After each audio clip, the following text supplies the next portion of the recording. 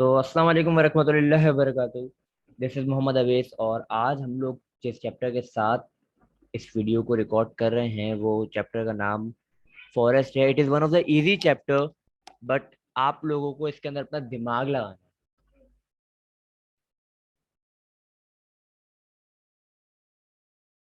है।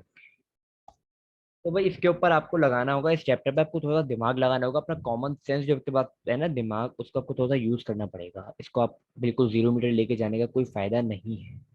ठीक है, तो स्टार्टिंग विद द चैप्टर। सबसे पहले हम इस चैप्टर में बात करते हैं, वो आता है हमारे पास नेचुरल वेजिटेशन। अच्छा है, स्विच ऑफ। एक तो मेरा लैपटॉप बहुत लैग कर रहा है।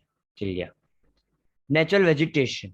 अच्छा, what is the definition of natural vegetation? Natural vegetation का मतलब क्या है, ये बात सबसे पहले हमें जाननी पड़ेगी कि व्हाट इज नेचुरल वेजिटेशन। सो भाई, नेचुरल वेजिटेशन होती है वो क्रॉप्स, वो एरिया या वो दरख्त या वो प्लांट जिसको आपने पानी देके नहीं उगाया, जो बारिश की वजह से खुद उगे। राइट? ऐसा नहीं है कि आपने पानी दिया, बीज डाला, फिर उगा, नहीं। These are natural. एंड अच्छा, फॉरेस्ट की डेफिनेशन, ये नेचुरल वेजिटेशन थी। उसके बाद ये फॉरेस्ट की definition. What is forest? Forest की अगर हम डेफिनेशन मांगे तो बच्चे बोलते हैं भाई जो वो एरिया जहाँ पे ट्रीज ट्रीज हो।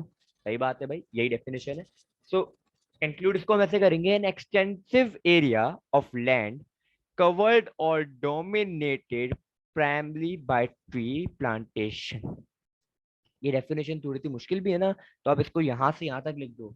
ये मैं आपको अगर बताऊं, एक सेकंड रुकना, ये माइक पर कर दिया मैंने। ठीक है, आई होप मेरी आवाज अभी भी क्लियर होगी।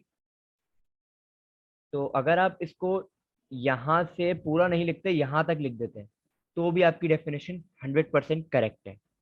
राइट? क्लियर नहीं आ रही वॉइस? अब क्लियर है? Is it okay now?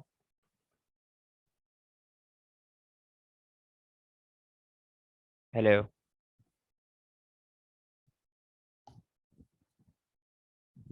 O, maybe हो सकता है। तो अब देखते हैं, आवाज सही आ रही है ना? मेरे दूसरे फोन में आवाज सही आ रही है। आपकी तरफ से हो सकता है प्रॉब्लम हो, क्या चेक कर लो, क्या पता। जी अब ठीक है, ओके। तो अगर आप डेफिनेशन यहाँ से यहाँ तक भी लिख देंगे तो ये डेफिनेशन मानी जाएगी। There 0% fault in this definition. Feature क्या है फॉरेस्ट के?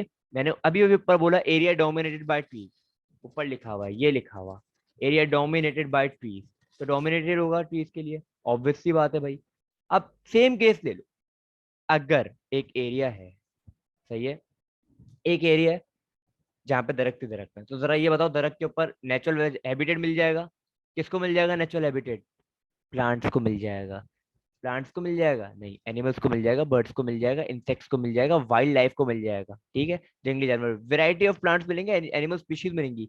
वैरायटी ऑफ प्लांट्स भाई, कुछ ऐसे जड़ी बूटियां, कुछ ऐसी जड़ी बूटियां जो आपको इन पौधों में नहीं मिलेंगी, जो आपके घर के बाहर लगे हैं, तो वो जंगल के पौधों में ही मिलेगी। High rate of evapotranspiration. yesterday in the class I told you the definition of evapotranspiration।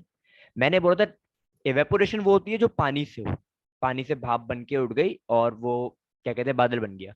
इवेपोट्रांसपायरेशन वो होती है जो प्लांट्स के ऊपर जो नमी होती है, प्लांट्स हमेशा याद रखना नम होते हैं थोड़े से, तो उस नमी के ऊपर से इवेपोरेशन होती है, उसे इवेपोट्रांसपायरेशन कहते हैं। These all are definition up till now. असल चैप्टर तो हमारा शुरू हुआ ही नहीं है। अब आ गए deforestation. What is deforestation? To understand वो डिफॉरेस्टेशन, एक बात रखना भाई, एक एरिया जो पहले नेचुरल वेजिटेशन से भरा पड़ा था, उसको हमने काट दिया, तो वो होती है डिफॉरेस्टेशन। उसी एरिया को, उसी एरिया को जो पहले डिफॉरेस्टेड था, हमने उसको पूरा काट दिया, लेकिन हमने उस पर दोबारा प्लांट लगाए, उससे हम कहते हैं रिफॉरेस्टेशन। क्या कहते हैं? रिफॉरेस्टेशन। और एफॉरेस्टेशन होती है एक नए एरिया में प्लांट को ग्रो करना, प्लांट को नहीं, फॉरेस्ट बनाना एक तरीके से। ठीक है, ये सस्टेनेबिलिटी। टाइप्स ऑफ फॉरेस्ट भाई, दो टाइप्स ऑफ फॉरेस्ट है। एक productive, as written over here, and एक होता है प्रोटेक्टिव। ये प्रोटेक्टिव है, दूसरा प्रोडक्टिव है। अच्छा, प्रोटेक्टिव फॉरेस्ट में याद रखना लीनियर प्लांटेशन होगी रोड्स के साथ, रेलवेज के साथ, पार्क के आसपास, ये जो आपके आसपास घर के पास होती है, और इरिगेटेड होगी, ठीक है, इन नेचर। ये इंसान उगाएंगे, ठीक है। It include plantation in cities and town, सही है। Provide environmental protection, protection against soil erosion. Soil erosion क्या होती है? मिट्टी का आपस में जो सख्ती से पकड़ी होते हैं उसको लूज कर देना, उसे कहते हैं सॉइल इरोजन। उसके साथ साथ उसके साथ साथ हम बात करते हैं, फिल्टर करता है एटमॉस्फेयर को कार्बन डाइऑक्साइड इनहेल करके and release oxygen. Protect against natural hazard, सही है, डस्ट स्टॉर्म को रिड्यूस करता है, रिस्क को, फ्लड को रिड्यूस करता है, वगैरह वगैरह। साथ साथ आगे और बहुत कुछ है, लेकिन जितना मैंने बताया उतना भी काफी है। लिखा हुआ है, नोट्स में आपको प्रोवाइड कर दूंगा, ठीक है। You all have my contact number on WhatsApp, तो आप लोग मुझसे मांगो, मैं आपको दे दूंगा। वैसे भी ग्रुप पे मैं सेंड कर चुका हूँ notes. Productive forest, what is productive? भाई प्रोडक्ट वर्ड में छुपा हुआ है ना, ये होता है इकोनॉमिकली इंपॉर्टेंट होता है वेजिटेशन के लिए। It covers an extensive area, right. और यहाँ पे जो प्लांट्स होते हैं ना वो नेचुरल ग्रो होते हैं, आप ग्रो नहीं करते। एक स्मॉल स्केल नहीं होता, ये बहुत लार्ज स्केल में होते हैं। ये आपको रोड के साइड में नहीं मिलेंगे, ये आपको ऐसी जगह मिलेंगे जहाँ जंगली जानवर होंगे। ये वाटर साइकिल को रेगुलेट करता है, ये फिल्टर करता है एटमॉस्फेयर को, against protection against soil erosion है, वाइल्ड लाइफ को ये देता है नेचुरल हैबिटेट, सही है। क्लोज कैनोपी, कैनोपीज है। कैनोपीज क्या होती है भाई? साथ साथ एक होता है ना, कितनी दूर दरख्त है, तो प्रोटेक्टिव में बहुत दूर दूर भी हो सकते हैं और इसके अंदर बहुत करीब होते हैं। अब आते हैं हम लोग टाइप ऑफ फॉरेस्ट।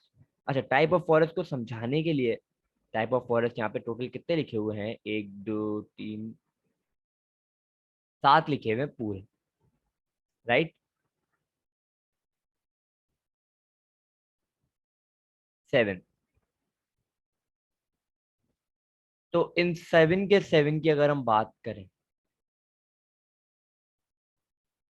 यहाँ पे मुझे आज वो नहीं दिख रहा, एनीवेज मैं ऐसे कर दूंगा,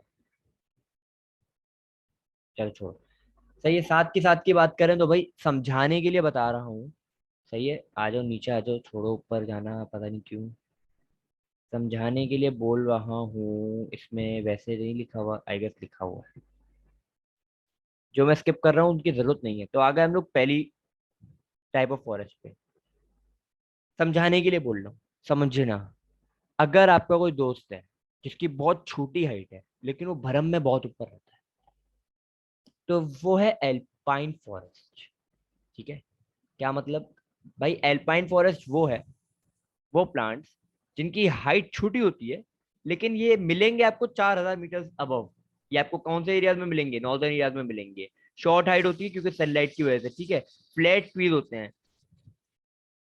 क्लाउड कोल्ड टेम्परेचर में सरवाइव कर सकते हैं ये ट्रीज। इनकी जो ब्रांच होती है वो बहुत ज्यादा चौड़ी होती हैं, बहुत ज्यादा सख्त होती हैं, सही है, याद रखना ये बातें। इनके यूजेस क्या है भाई? इनके यूजेस, अच्छा अपना कैमरा बंद कर दीजिए बराए मेहरबानी, शुक्रिया। इनके यूजेस क्या है? What is the use of it? इसका यूज है फायरवुड एंड फ्यूल वुड। और इसकी स्पीशीज क्या है भाई? स्पीशीज है ना, सिल्वर है, फिर है और ब्रिच है। दो याद करनी पड़ेंगी आपको हर फॉरेस्ट टाइप की, क्योंकि एग्जामिनर बड़ा होशियार है, वो आपसे कभी भी पूछ सकता है। हो सकता है वो आपसे पूछ ले, भाई जरा आप स्पीशी ऑफ एल्पाइन बता दो, आपको बतानी पड़ेगी, यू हैव टू, सही है। Coming to coniferous. कॉनिफर्स की बात करें अगर, वो बंदा, मैंने बोला था इंसानों के, मैंने नंबर सेव किए हुए अपने फोन में, लिटरली मैंने एल्पाइन के नाम से नंबर सेव किया हुआ अपने दोस्त का, मैंने कॉनिफर्स के नाम से सेव किया हुआ, याद हो गया था मुझे फिर वैसे। कॉनिफर्स देखो, मैंने एल्पाइन के लिए बोला छोटी हाइट है लेकिन भरम में बहुत ज्यादा। मतलब क्या हुआ था? छोटी हाइट है दरख्त की फिजिकली, लेकिन हाइट उसकी 4,000 मीटर के अबव भी मिलेगी।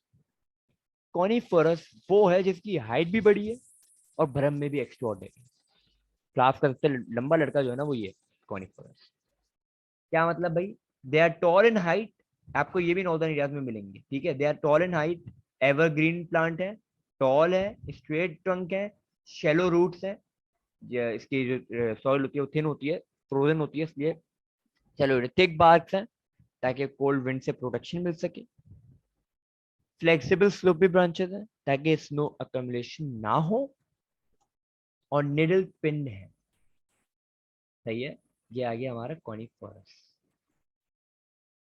इसके यूज क्या है? इसके यूज आप फर्नीचर में ले लो, इसके यूज आप पेपर इंडस्ट्री में ले लो, इसके आप ट्रांसपोर्ट इंडस्ट्री में भी आराम से होते हैं इसके यूज।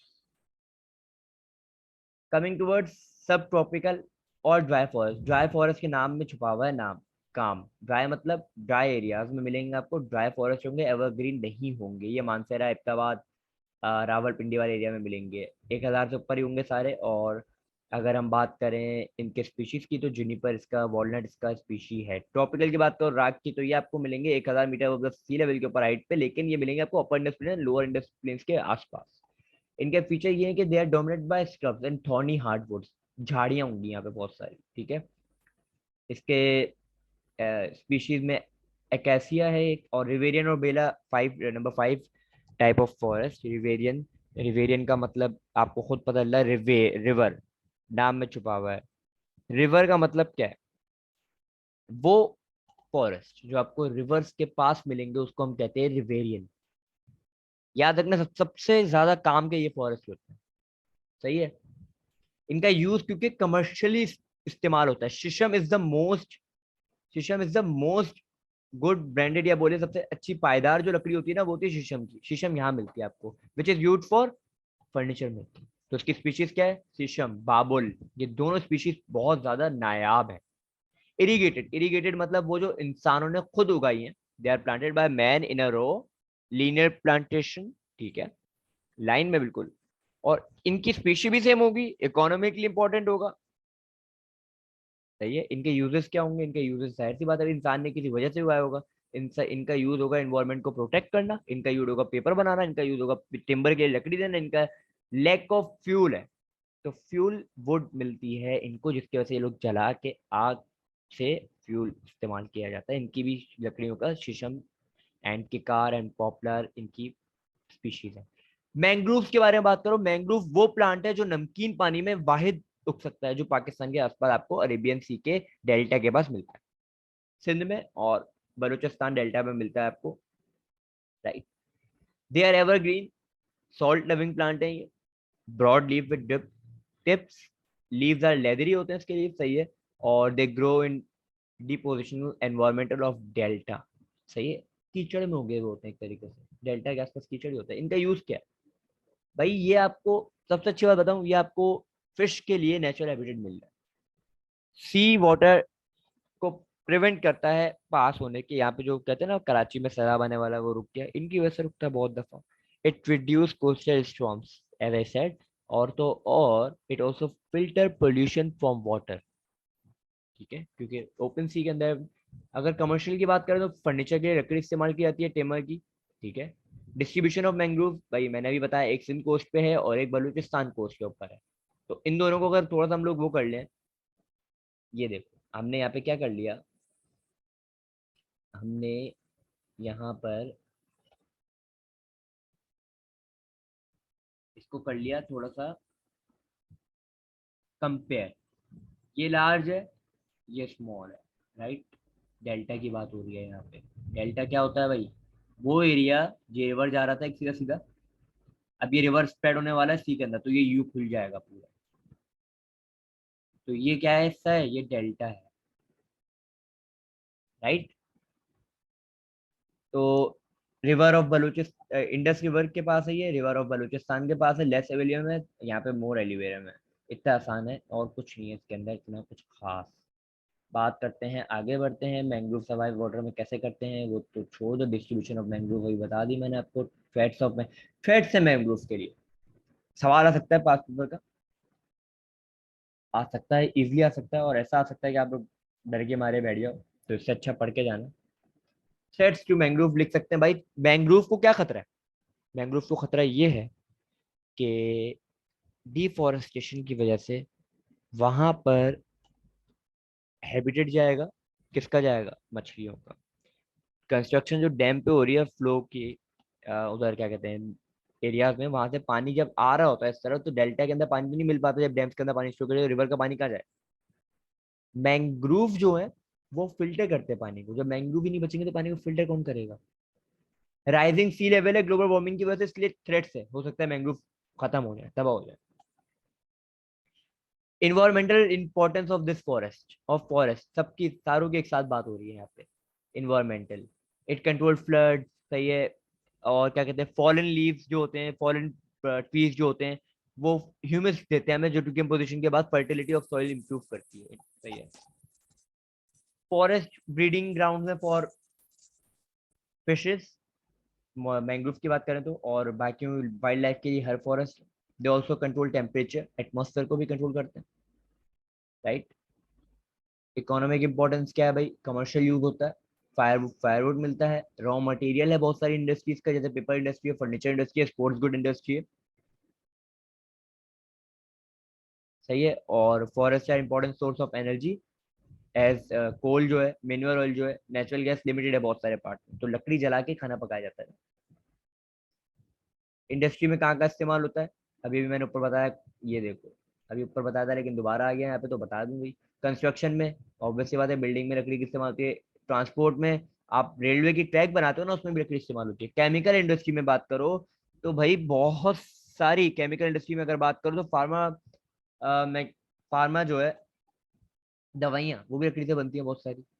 एग्रीकल्चर में लकड़ी, हाँ भाई जरूरत है लकड़ी की। गेट्स कैसे बनाओगे फार्मिंग के।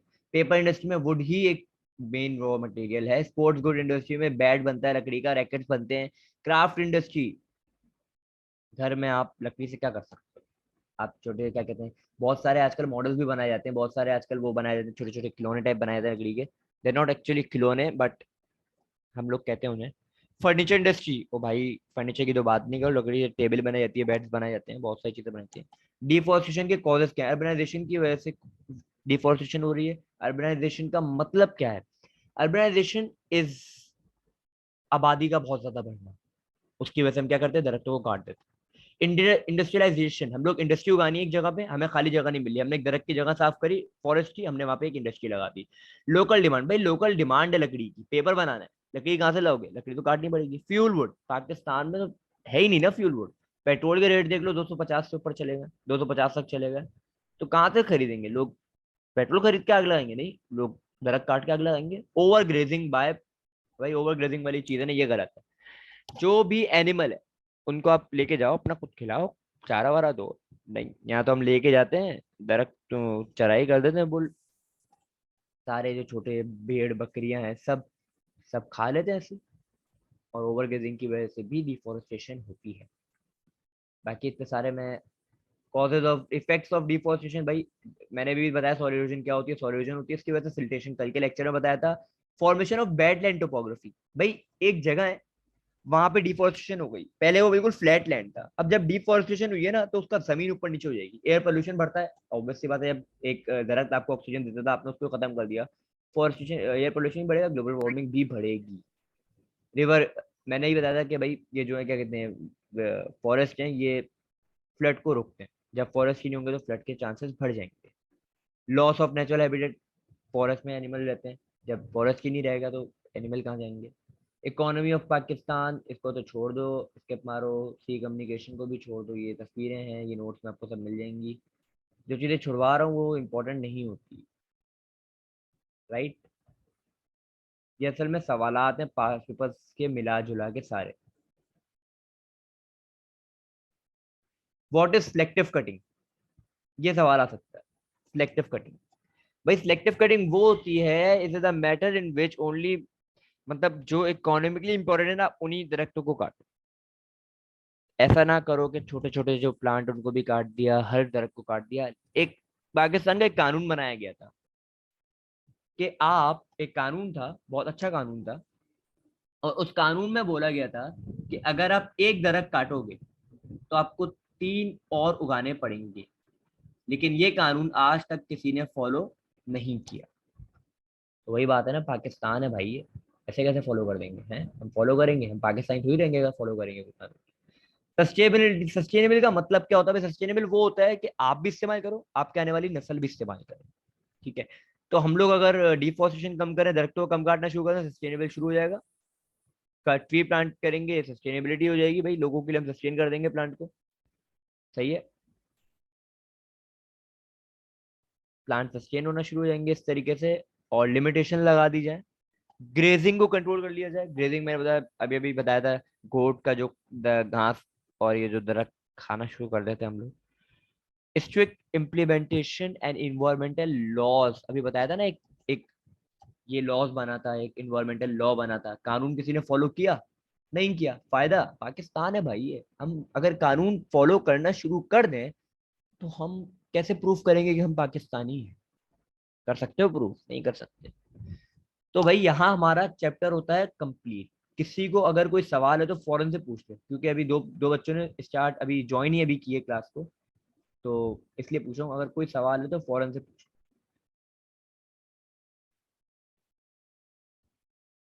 Anyone have any question? Gautam and Naman, what's your name? Naman sir.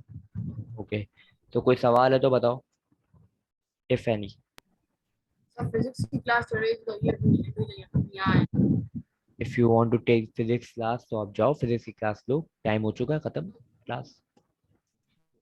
वो अटेंड हो। ओके, चलो, anyways I am ending this class now because I have done the lecture complete। ऐसे ही एक एक लेक्चर मैं बनाऊंगा यूट्यूब के लिए, तो यहाँ पे करूंगा स्टार्ट और फिर यूट्यूब पे अपलोड करता रहूंगा, ठीक है? ओके, अल्लाह हाफिज।